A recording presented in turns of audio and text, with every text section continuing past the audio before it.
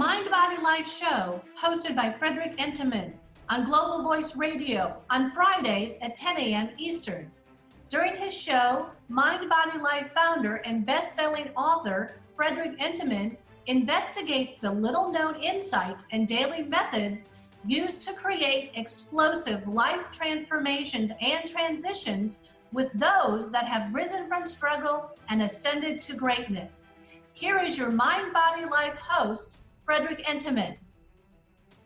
Welcome to the Mind Body Life show. I'm your host, Frederick Entenmann. I'm a former professional athlete. I'm a best-selling author of Surviving Sports, The Game of Life, a coach, a consultant, and publisher.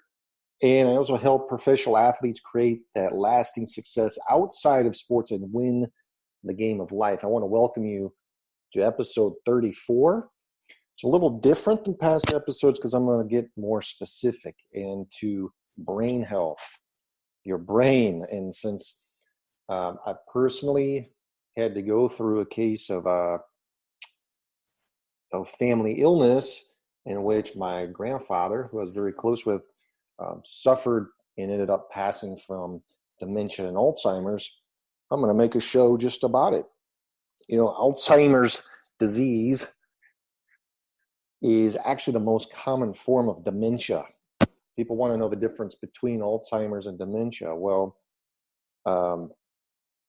Alzheimer's is characterized by the accumulation of two types of protein in the brain, okay? It's the tangles or tau and plaques. So you're talking about an amyloid-beta. And dementia is a general term for memory loss and other cognitive abilities serious enough to interfere with daily life. So eventually, Alzheimer's kills brain cells and takes people's lives. And like I said, I can attest, it's really horrible. I've had clients that have had Alzheimer's as well, but mostly after losing my grandfather to the disease, it's a very harrowing and debilitating disease that is extremely difficult to watch as this individual you once knew become so disenchanted. You try to imagine over time you know you're slipping, but and then others have to watch you. I remember seeing frustration and confusion on my grandfather at the beginning stages, and you can see it in their eyes that something horrible is taking place. What is worse for me is that it's like I said, it's a process, and as long as the individual is alive, you watch them experience it. It's really, really awful. And what's crazy is that we still aren't 100% sure what causes Alzheimer's. Oh, especially for 1% of all cases, there are 3 genes that determine definitively whether or not you'll have Alzheimer's, and all 3 relate to the amyloid-beta production, which in these cases is likely the cause of Alzheimer's.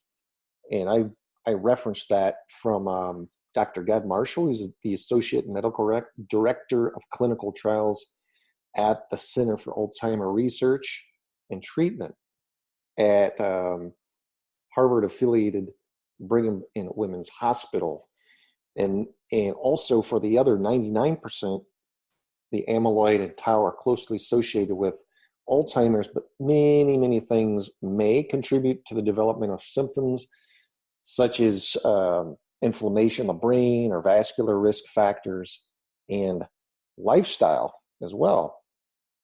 Much is yet to be discovered about the precise biological changes that actually cause Alzheimer's disease. Why? This explains why it progresses more quickly in some than others as well, and how the disease can be prevented or slowed or stopped. And my background is biology. I was pre-med and ended up going into physiology and exercise science and kinesiology. So, while while researchers continue to search for that so-called magic pill that can prevent or even halt the spread of this the amyloid in the brain, the experts and the researchers and doctors all believe that changing or modifying one's lifestyle and attitude can make a difference in both prevention and treatment. And I'm very open. I am completely 100% preventative. I was formerly a holistic health and wellness consultant. I've personally trained thousands of clients and athletes, CEOs, entrepreneurs, average Joes, moms and pops, whatever, to better health. So I am more the preventative type perspective, although I understand, okay, sometimes big pharma and doctors, yeah, okay, a pill can help. Anyway, memory problems come in all shapes and sizes. Some people tend to forget where they even put their cell phone or cannot easily recall names. In my grandfather's case, he had forgotten that he dropped my grandmother off at the bank and went home. He forgot to even go and pick her up. So,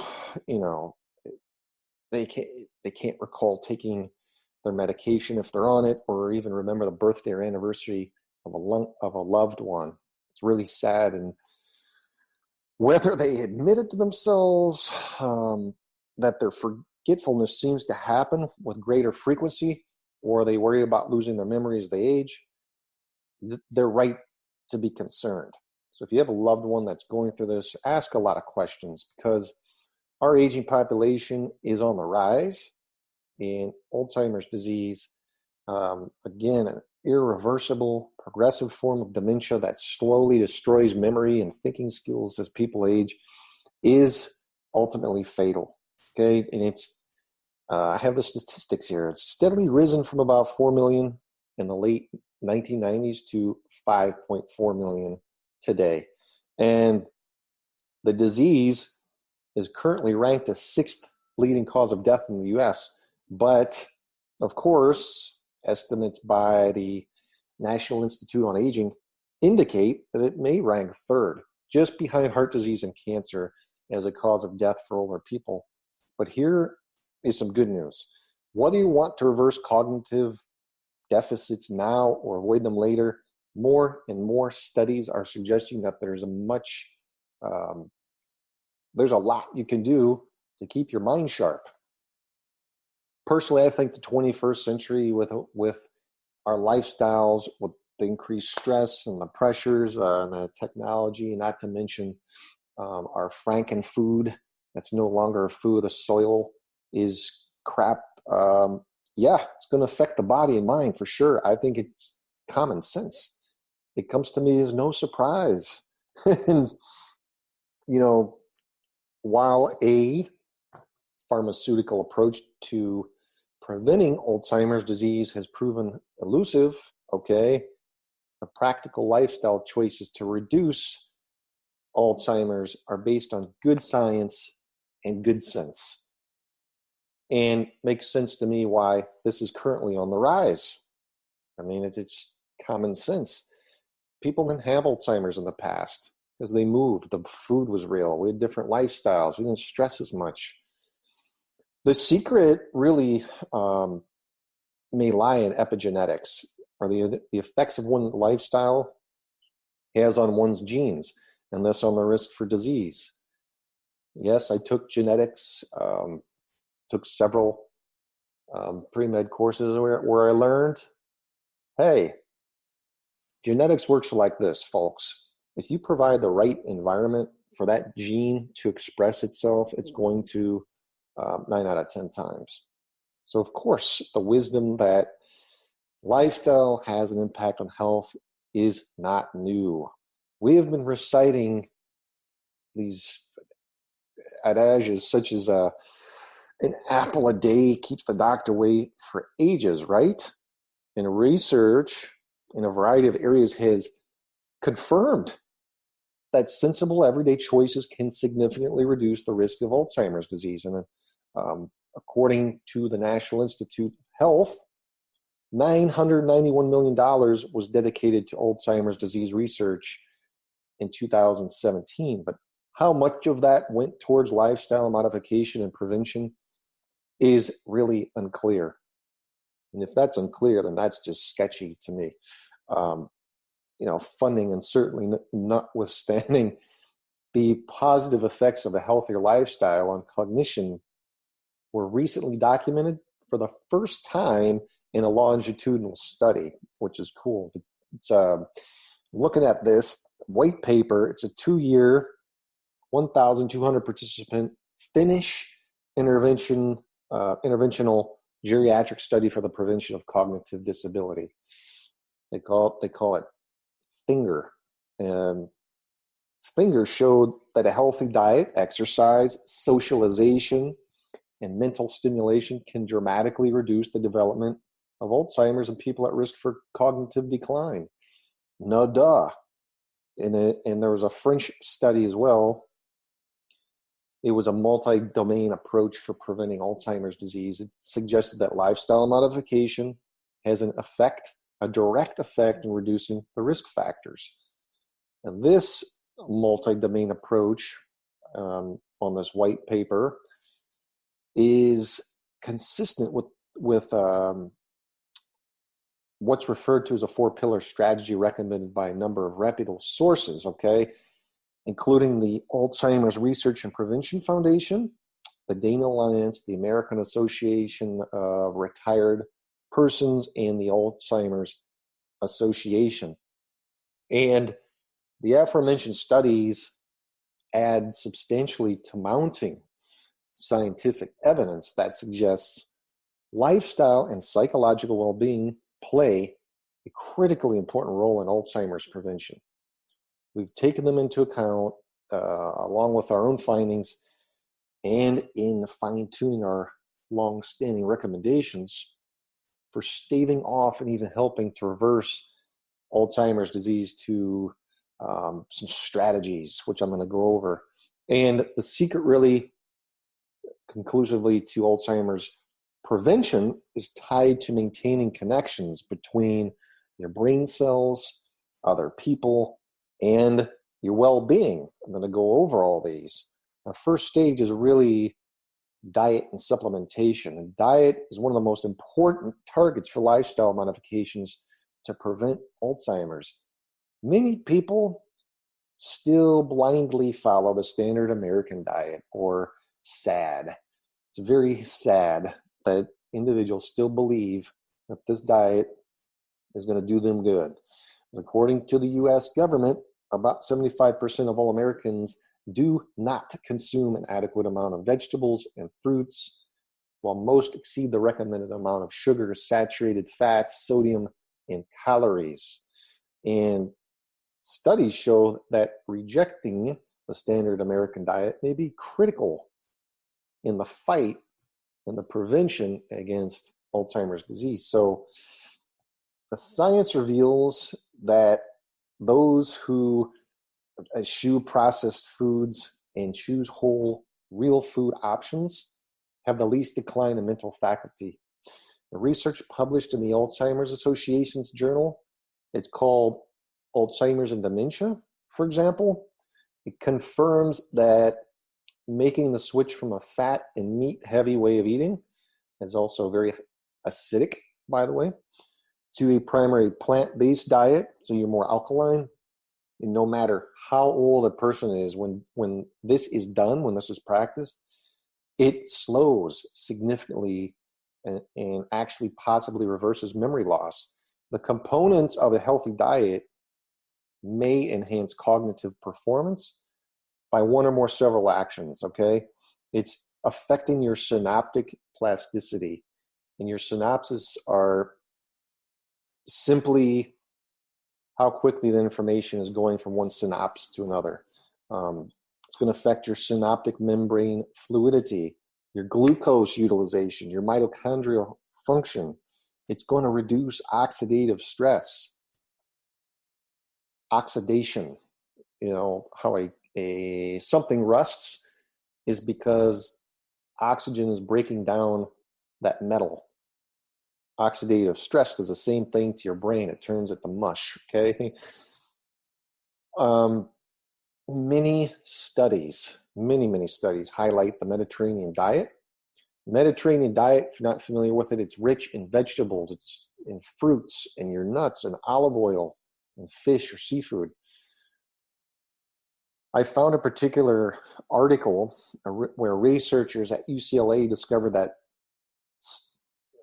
that study participants who followed this eating plan, which is modeled on the traditional diet of certain Mediterranean peoples, had lower levels of Alzheimer's disease, the hallmark amyloid-beta plaques in the spaces between their brain nerve cells, along with fewer telltale tangles of the tau protein. So meaning those important cell connections were firing properly.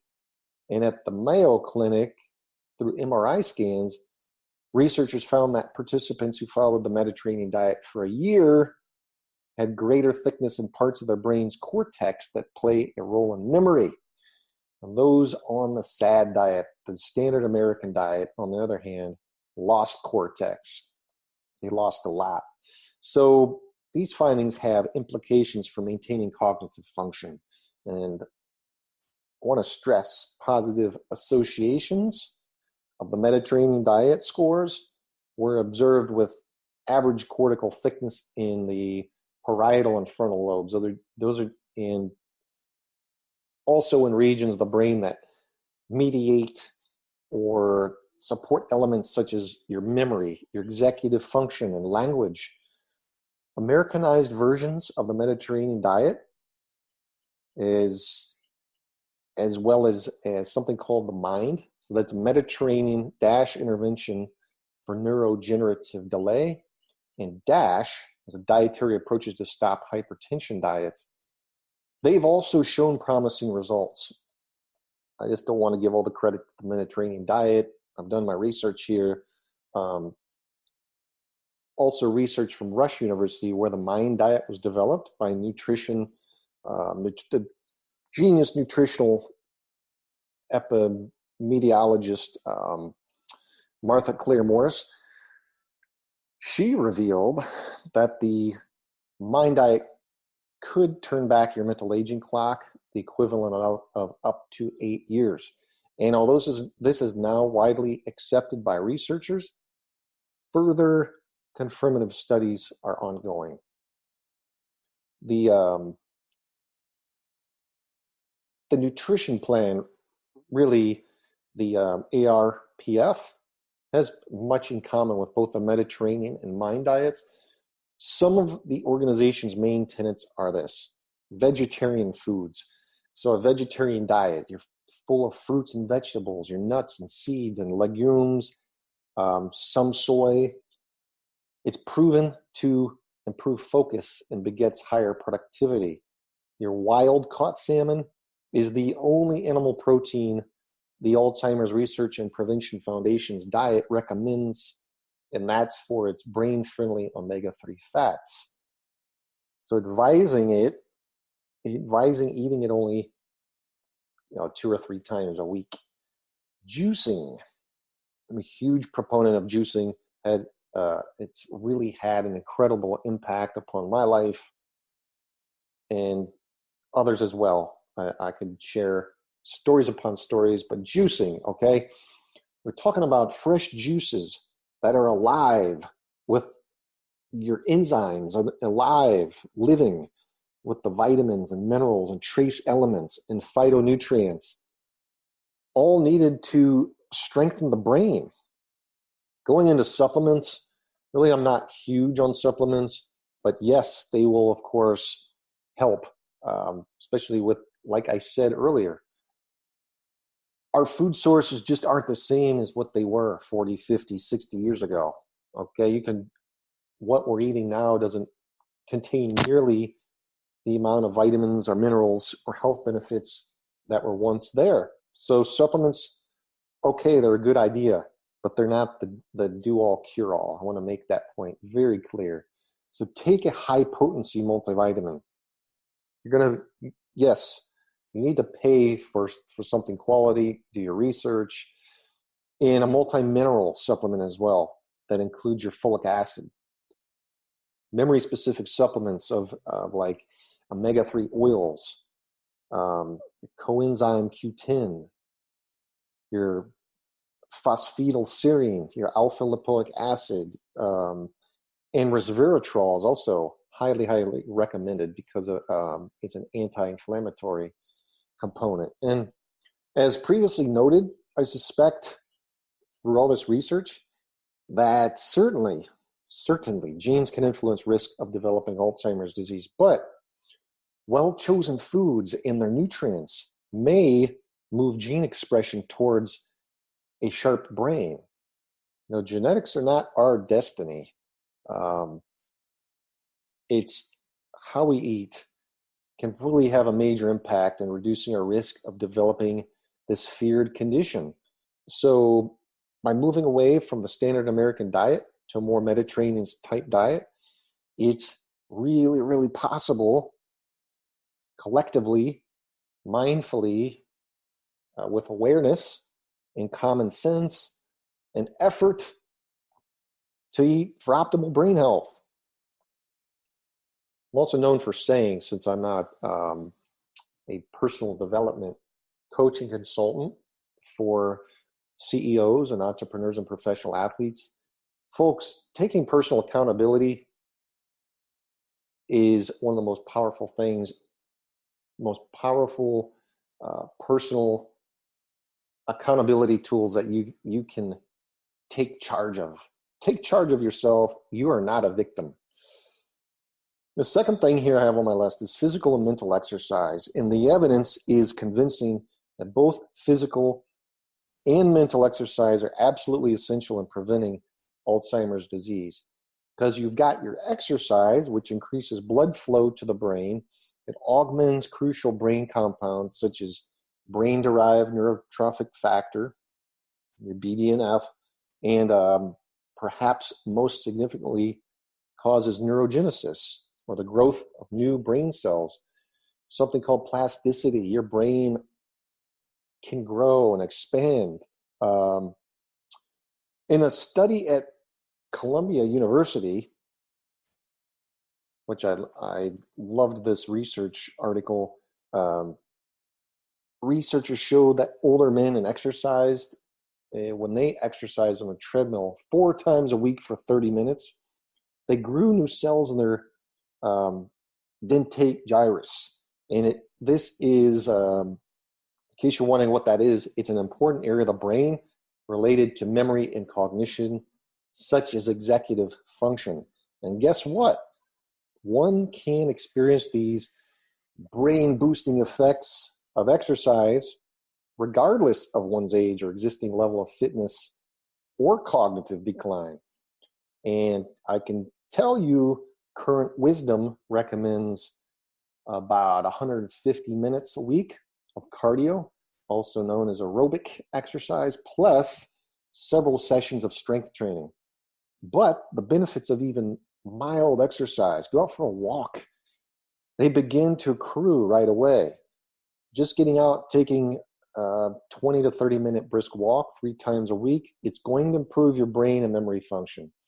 Like diet, exercise also creates a healthy epigenetic response. Those who are already in good physical condition should add more variety and intensity to their workouts. I highly recommend that. Get a trainer, join a gym, play tennis, swim, take a boot camp, do Zumba, dance, cycle. You get the point. Just find enjoyable activities and make them part of your routine. Act like you're a kid again. Really have fun doing it. Don't make it out like it's some militant job. It's for you. It's for your vitality and health. Additionally, keeping one's mind active is an extremely important aspect of Alzheimer's disease prevention. There's a variety of ways to do this. One of them is reading. It's one of the best ways to stay sharp. And it not only does learning take place, but the mind's forced to think and engage outside of its everyday tasks. It's going to keep it strong and flexible. Other simple strategies are what are sometimes called brain aerobic activities, include playing and listening to music, creating and viewing art, or completing crossword puzzles. I personally play a ton of brain games. These all stimulate and challenge the brain, give it a nice workout. Remember this, it's not about physical fitness, it's about mental conditioning as well. The third thing I have here is yoga and meditation. Chronic stress is a major risk for Alzheimer's disease. And it may be useful to experience stress if one is running for his or her life. That puts you in fight or flight, right?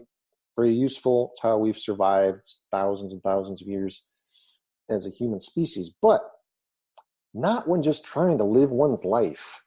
Stress really has a detrimental effect on your genes, and it causes them to express themselves in very unhealthy ways, such as producing inflammation. That's the trademark of Alzheimer's disease. The frenzied pace of life that people experience in today's world, it's only accelerating. So it's really, really helpful to find a regular activity to soothe that harmful force of stress on the brain. Published research over the past 13 years really reveals that a simple 10, 12, 15 minute, 20 minute yoga and meditation technique called Kirtan Kriya has significant brain boosting benefits. And Kirtan has been examined at leading medical schools. It's really impressive and even surprising, I think. The results published in more than one medical journal, including the Journal of Alzheimer's Disease.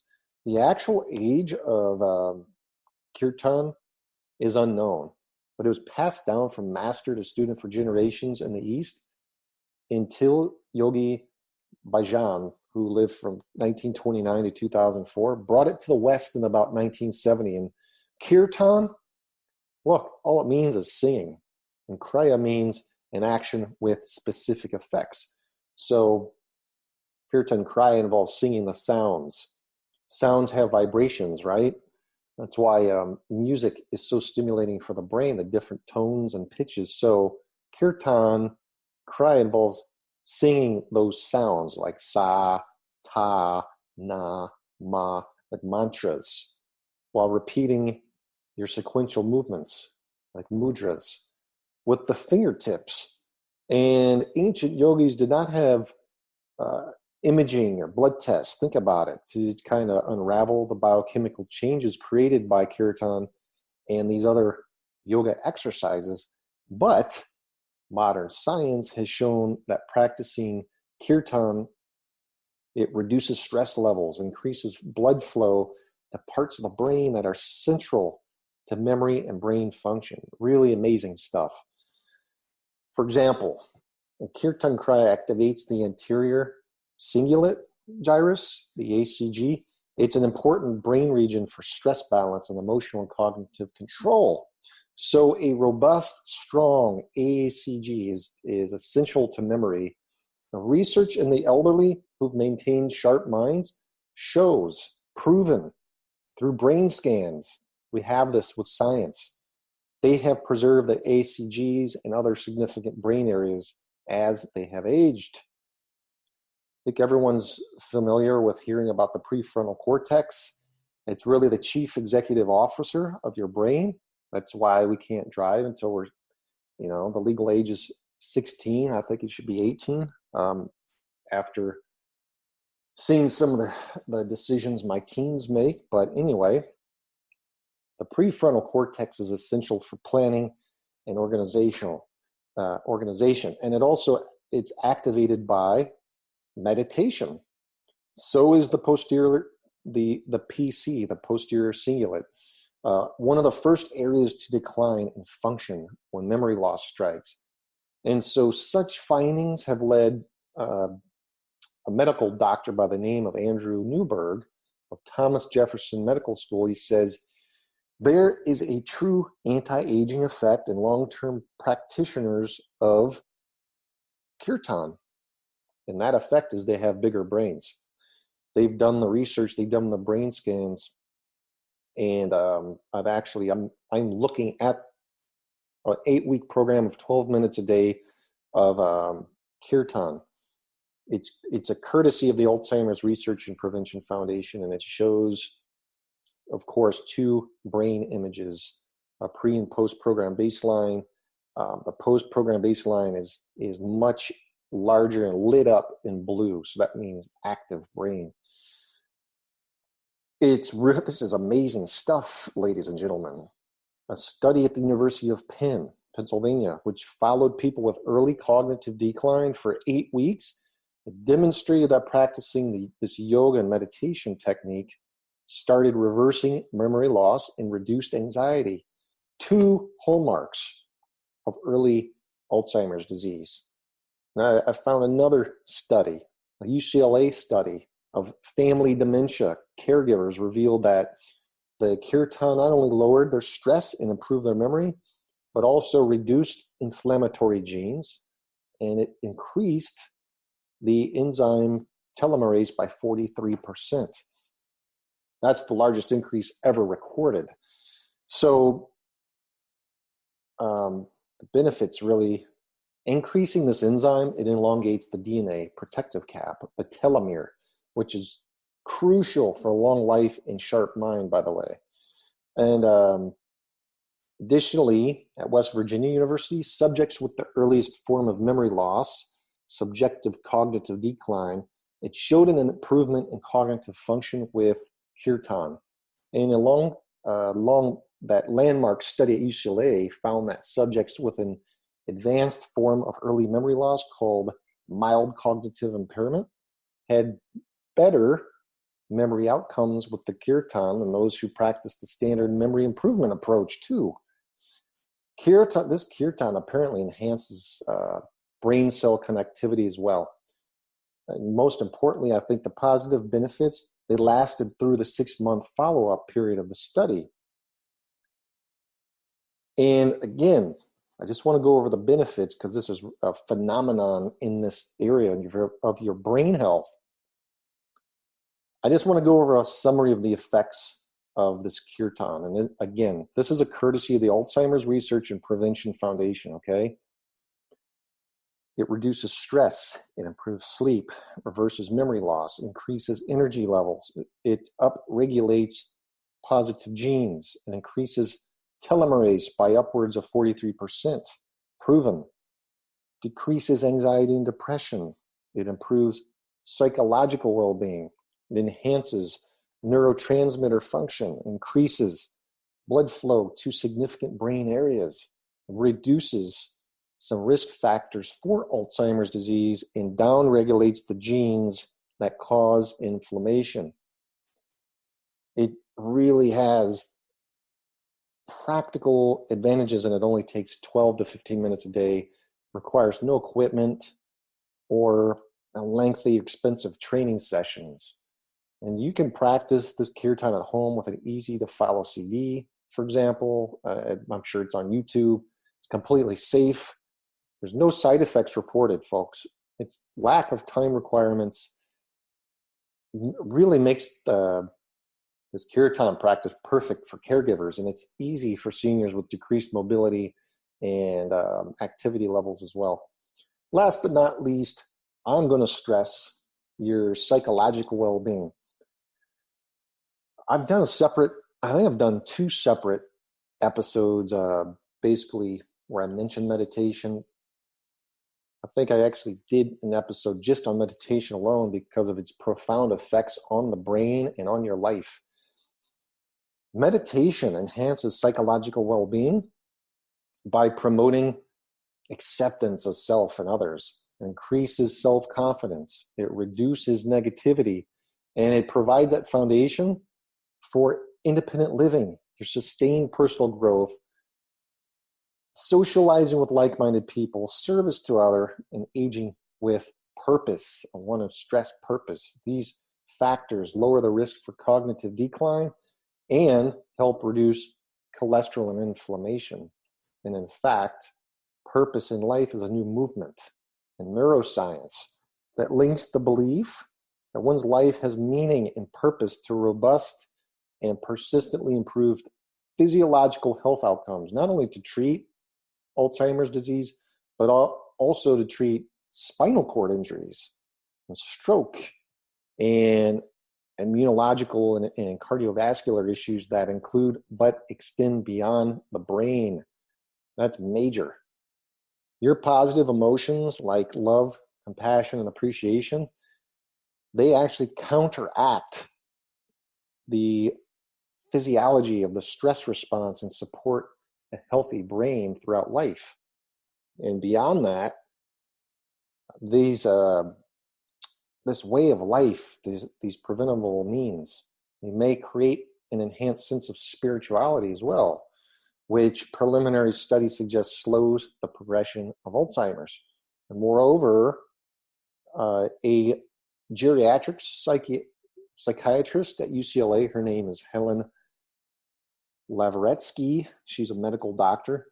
She says spirituality is a way to develop personalized, patient-centered healthcare. There is evidence of a close relationship between spirituality, cognitive health, and successful aging, quote unquote. So conclusively, finally, in a very recent and as of yet unpublished 3-year study, I also read and found out that spirituality was associated with lowered atrophy rates in brain regions related to memory, your your visual spatial attention, and the behavioral deficits in subjects at risk for Alzheimer's disease. Really amazing stuff. It just fascinates me. As it currently stands to end, or until the pharmaceutical world can meet, this enormous challenge of discovering the magic antidote or the magic pill that you can pop that can make this amyloid disappear. Really, the antidote, as we know, is living a healthy life. It's living a healthy life that really offers the best chance for aging, Alzheimer's disease-free, and nourishing a sharp mind. And it's small, easily achieved shifts in one's daily routine that can make all the difference in brain health. If everyone makes such shifts, it's likely that the widespread prediction of a continuing Alzheimer's epidemic would shift too, with fewer reported cases. I'm Frederick Intiman. That's been another great episode of Mind, Body, Life. I hope you got a lot out of that.